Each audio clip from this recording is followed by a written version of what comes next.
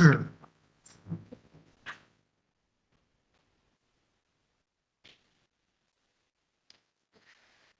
welcome everyone. Namaste. And here we are welcoming all of you to the third edition of the world's largest fintech festival, the Global Fintech Festival 2022. And here we are now for a very, very interesting session. We have some big guns here with us who've joined us for this session today. But before we begin, we'd just like to thank a few of our partners who have been very instrumental in bringing this event together. And without whose support, this event would not have been possible. So just quickly going through the list of our partners for the day, the co-agenda partner Lyra and Paypoint, session partners Feedzai, Bureau.id, and Rico, gold partners Jokata, Payten, Innovity, Beams VC. Thank you so much to all the partners who've been with us and making this event possible. And without further ado, we move ahead with our next trilogue. And for the same, we have, as I said, some big guns from the industry. We're going to be discussing health insurance 2.0, catalyzing the growth of health insurance in India with the national health stack. So it's my honor to call upon and to have these lovely gentlemen here with us today for this session. So the moderator for the session is going to be Mr. Shreeraj Deshpande, who is the head of health business SBI General Insurance. Welcome, sir. We also have with us someone who's really senior from this industry, Dr. R.S. Sharma ji, who is the Chief Executive Officer of the National Health Authority, Ministry of Health and Family Welfare, Government of India. And also, it's an honor to have Mr. Sarbvir Singh, the CEO of Policybazaar, with us here. So they're going to be having a very interesting conversation about health insurance 2.0. And for all of you who have joined in here, you have a treat to watch. So all the best, everyone here. And now giving it over to Mr. Deshpande. Thank you very much. Good afternoon, everyone. Health insurance has been growing exorbitantly in the last few years, and we have seen that it has grown up to 73. It's the largest portfolio among the entire non-life portfolio. However, if you are looking at the healthcare expenditure of the country, as against a 4.72 lakh crore healthcare expenditure, 15% of it is from financed by the insurance mode of insurance financing. So there's a lot to go, a long way to go. Today, we are very fortunate to have Dr. R.S. Sharma, CEO of the National Health Authority. As we know, I think there is no introduction required for Dr. R.S. Sharma. As the Director General of UIDAI, he gave us Aadhaar. He revolutionized the telecom sector when he was chairman of TRAI. And today as NHA, in the last couple of years, we saw what COVID did, the way COVID helped everyone in the during the pandemic. Welcome, sir. Welcome for this session.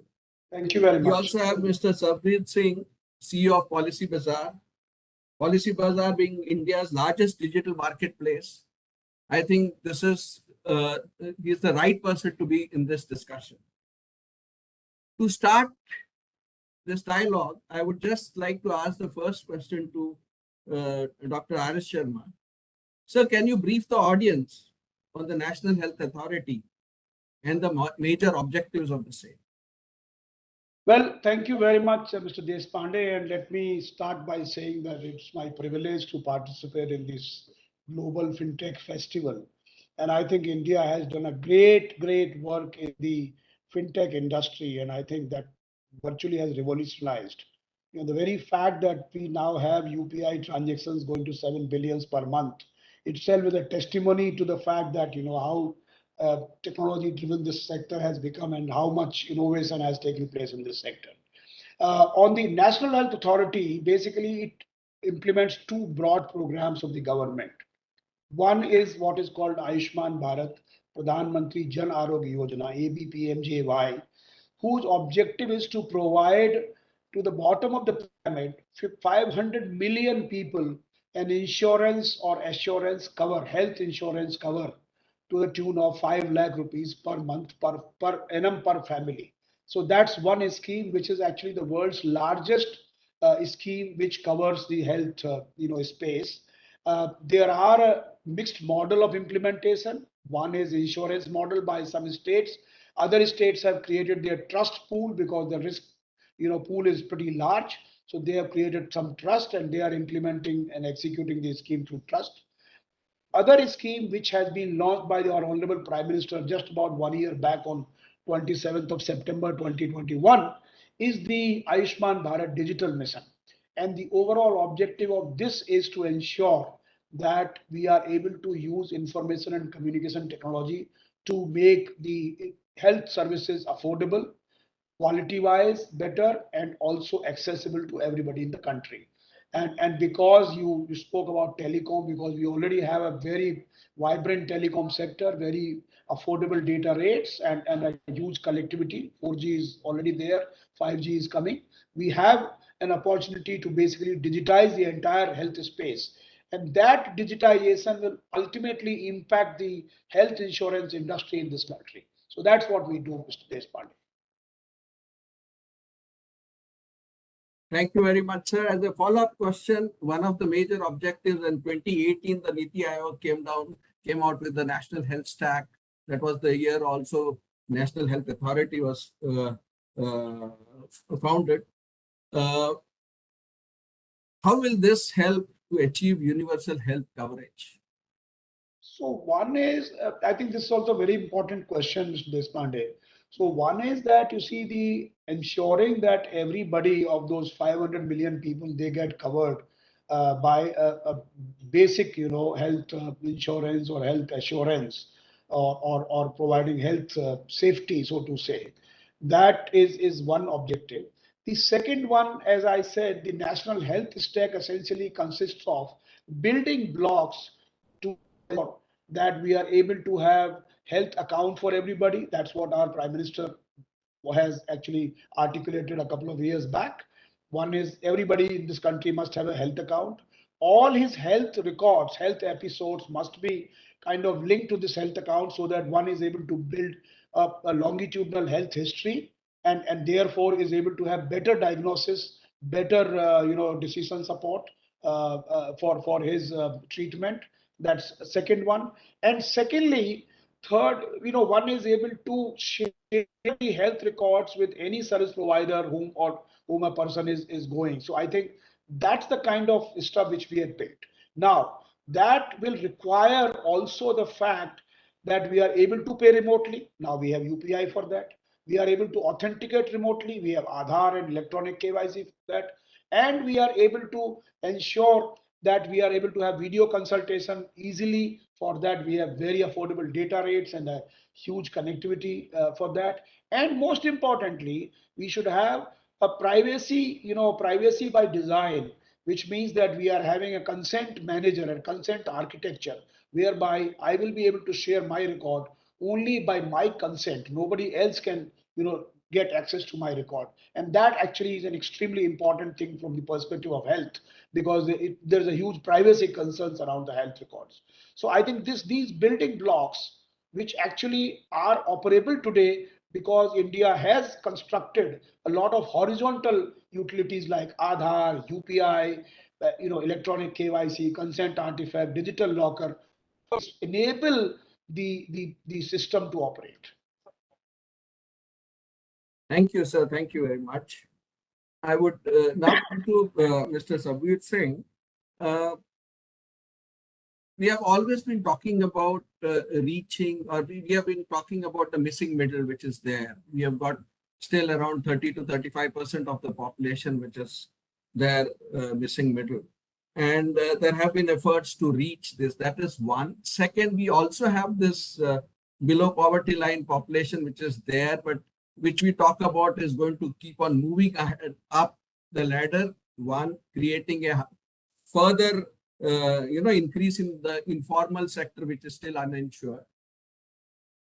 So do you feel this health stack, or the national health stack, or the initiatives taken by the National Health Authority, how can this help the private health insurance industry to grow further?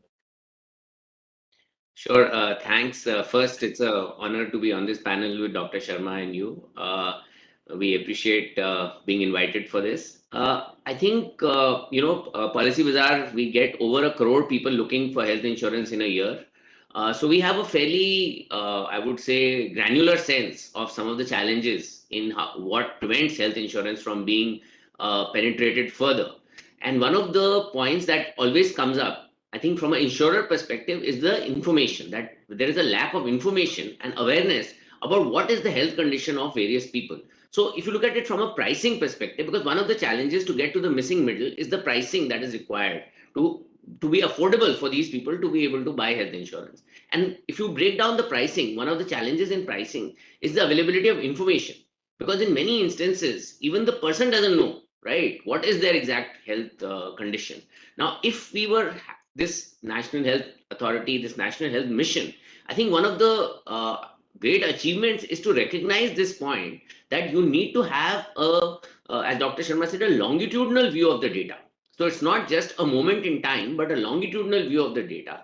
And I think that if we are able to implement this, even partially, see, this is a very I believe this is a huge endeavor, and it is even in the most developed countries in the world, it has not been frankly implemented at great scale. So I think the fact that we are getting onto this very early, and we are, even if we implement this partially, so the first benefit will be this clarity on terms of what is the health condition of the person, so that the insurance company can appropriately assess the risk and price it. The second point is that many people don't buy health insurance because they are skeptical about the claims. So they are concerned that even if they pay money upfront, when the moment of truth comes, when they have to make a claim, at that point, some issue will come up. So the issue could be that you were already unwell, or your health condition was not known, or there are also instances of perhaps fraud and other things. So I think having this national health stack will help in, because one of the things that is planned in the national health stack and mission is an entirely digital claims architecture. And I think this claims architecture will result in much greater number of claims being paid, much greater clarity on why they are paid or what percentage is paid, and much greater speed in being paid. So this will, bring in trust in the health insurance ecosystem. And the more trust we have, I think the more penetration we'll have. So to my mind, this is a really powerful and important step. First, in knowing the health condition of a person, and number two, in building trust in the insurance ecosystem. So we really welcome it, and we look forward to sort of this being implemented. Thank you, sir. Thank you very much. I think I'll come back to Dr. Sharma. Sir, we have seen that health insurance in India has not gone beyond hospitalization treatment for all these years.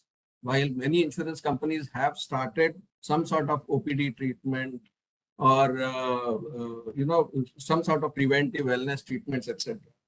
One of the major reasons is the type of healthcare sector we are in, and the way data can be exchanged. So do you feel that if we have this universal health interface platform, the exchange of data will not only be for the claims which we have been talking about earlier, for claims in terms of hospitalization claims, but can the exchange of data take place between doctors, diagnostic centers, wellness centers, insurers, and TPAs?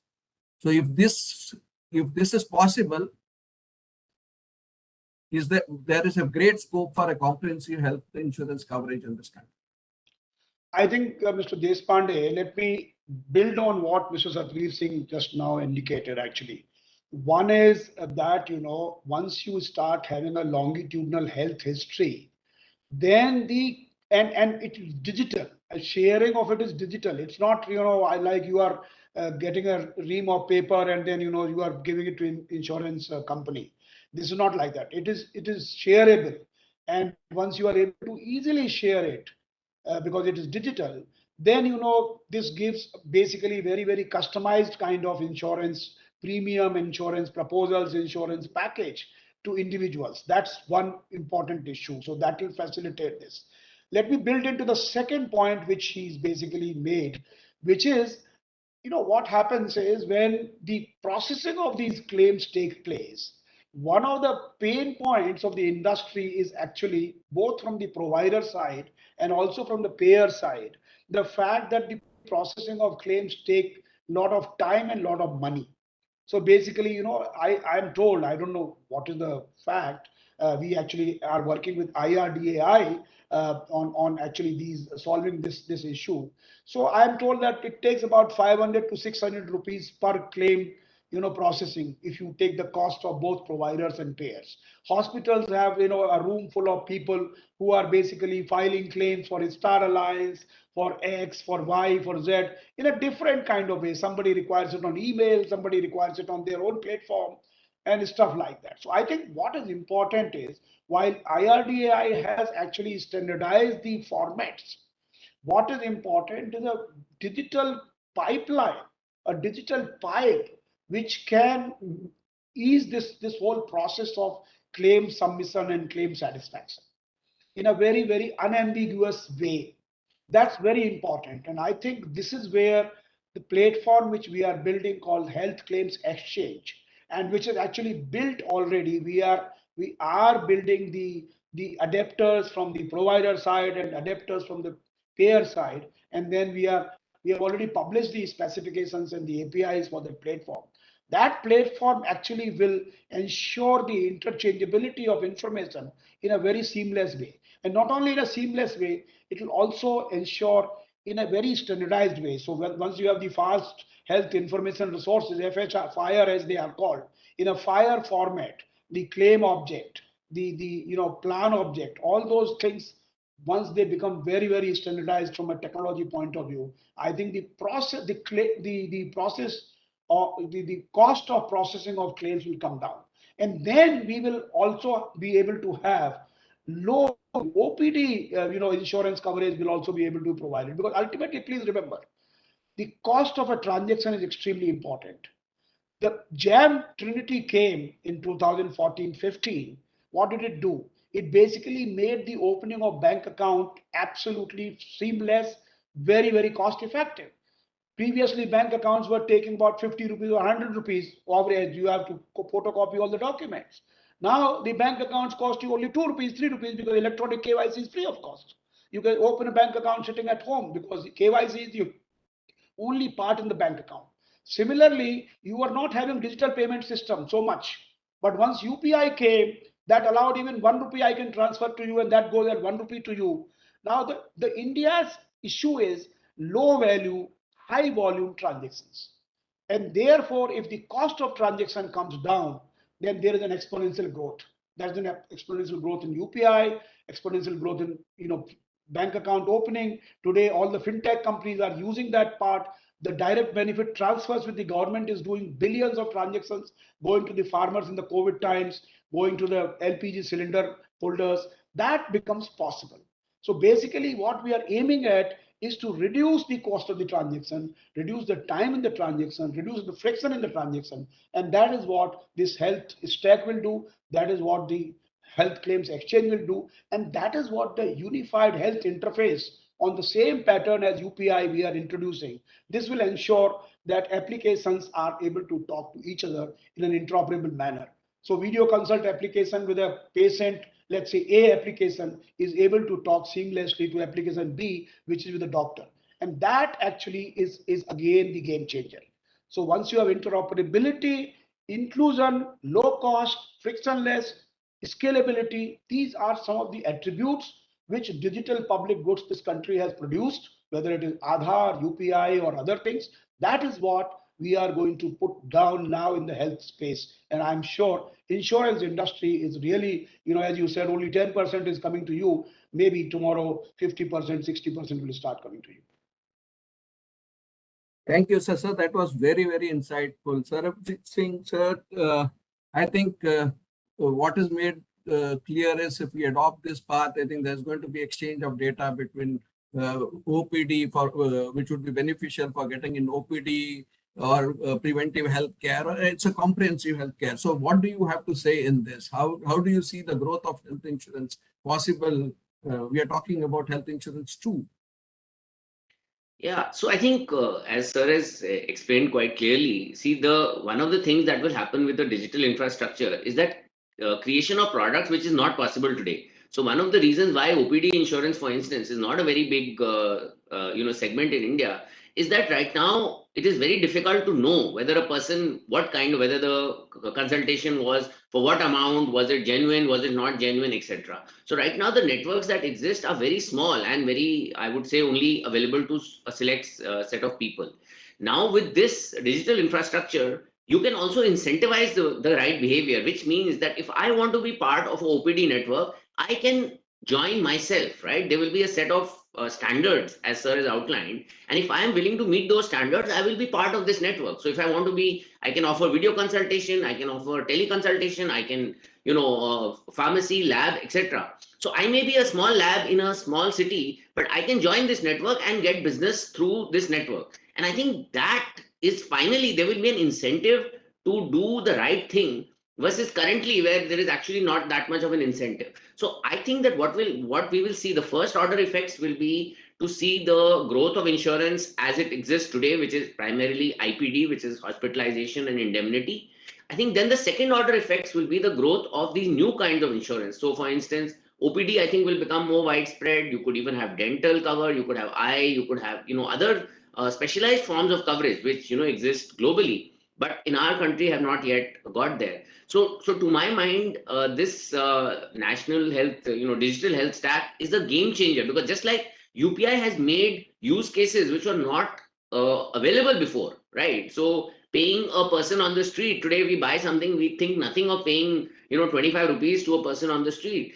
That was never imagined, right? We never thought that digital payments would be used for that. So I feel that this digitization will unlock a whole new set of features and benefits. And I just want to go back to the, the original thing, which is the growth of health insurance. And I think what it will allow us is to reach those sections of society which may not have been possible to reach in an analog manner. As sir explained, once the cost of a transaction starts to go down, I am then able to reach sections of society which were infeasible to serve. So I think it's going to be something which will have depth and width once it gets rolled out. So we are definitely looking forward to it. Thank you, sir. Thank you. So I think we look forward for graded gradual implementation of this, sir. Coming back to Dr. Sharma, one of the components of the health stack was, having health registries, or, a single source of truth for doctors, a single register for doctors, for clinics, for laboratories, for hospitals. Because today we have Rohini, we have so many other or state-wise. Will there be any initiative in this aspect? Because one of the reasons for insurance companies is also to have some sort of uniformity in the healthcare sector. One comes through following uniform patterns here, but having a single source of truth, like common registries, a single register for doctors throughout the country, a single register for hospitals or clinics throughout the country, or laboratory. Is that something which is coming under the purview of? No, I think, Mr. Deshpande, very, very important question again. I think let me just say this, that the National Health Authority, or the digital health stack, as you call it, we are not in the business of making solutions. We are in the business of making frameworks, digital public goods, which actually will create very, very easily scalable solutions sites. So it's like, we created a framework. It is the private sector and innovators and fintech people and the other innovator health tech people, they will create solutions.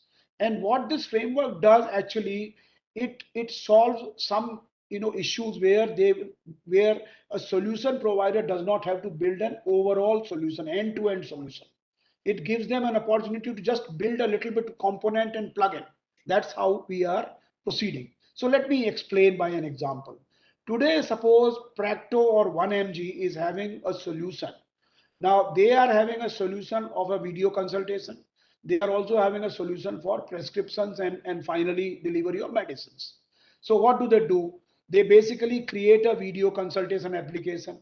Then they get hold of some doctors to basically on their role saying that they will write the prescriptions. And then they have some pharmacies who are on their, who are in their network to basically deliver medicines. So essentially they have built an end-to-end structure, right? Now, what we are saying is you don't have to do that. we have a single source of truth in terms of health professional registry. So you don't have to go and verify whether a doctor is a genuine one or not, because then, after verification, then and only then you will take him on your roll. Here, if you have a health professional registry, you have a health facilities registry, you have a drug registry, then these are actually so-called single source of truth, authentic truths, which we provide as a digital public good, which means that a person who is making a solution, he just has to make one part of the solution. He doesn't have to, have build an end-to-end kind of, inventory of the whole system. So that is the beauty of the digital mission, which essentially seeks to create a framework and thereafter people. And today you will be happy to know that we have around 1,000 people who are working on our sandbox of providing various kinds of solutions. Solutions starting from the doctor providing digital prescriptions, making it easy for them to provide digital prescription, to providing the, how you can examine. These guys provide, once you upload even your existing health records, they can provide a time series analysis as to how your blood pressure has been doing, how your other health parameters have been doing. So these are some very, very innovative solutions being built. But their cost of building those solutions also goes down, because there are certain existing frameworks or registries available which will be useful for all these players, and they can access them free of cost. That's the broad architecture, and I think that's where we are going to come in, and that's where we should actually, the fintech which has happened, I'm sure health tech will be even more powerful than even fintech, because we will use fintech payment systems, we will use, but health tech will also is the next frontier, which our innovators and our boys and girls, young people, and entrepreneurs and innovators are going to take forward. Thank you, sir. Thank you very much. I think we are running out of time. Singh Saab, if you would like to have last comment on this, we would be very happy to have it. So I think from our perspective as a, we are a platform where people come to buy insurance. I think we would like the process to be as smooth and simple as possible. I think this will be a very big step in that direction. And I think, as sir said, I think it will lead to a host of innovation, which some of which we can imagine today, some of which we can't imagine. And I think it will be very, very positive for the ecosystem. We have been participants to the extent possible in the journey, and I think as we go forward, we look forward to being greater participants in this. Thank you, sir. Thank you very much, Sharma sir. I think we look forward with your role in the National Health Authority to again create something totally different or revolutionize the healthcare sector also. And I think we are all the best wishes to you. I'll pass it on to the organizer, please, Vinay. Well, thank you so much, all of you out here. And insurance being such a booming industry and is just one drop in the ocean, I guess, that we have covered. And thank you so much for all your lovely insights for our entire audience as well. We are really grateful and thankful to have all of you here for our event at the Global FinTech Festival 2022. It's really, really graced our event with no limit. So thank you once again. And thank you to the entire audience as well who is present out here watching this lovely discussion that had just happened. We have a lot more in store for you. So be there and we'll keep coming up with more interesting sessions. And for now, thank you so much once again, all of you. Thank you for your time for the day, and have a great day. And we hope you all the best for the insurance sector as well in the future. Thank you so much. Okay, thank you very much. Thank you. Okay, sir, Mr. Deshpande. Thank you. Thank you, Dr. Thank you, sir. Thank you. Thank you, guys.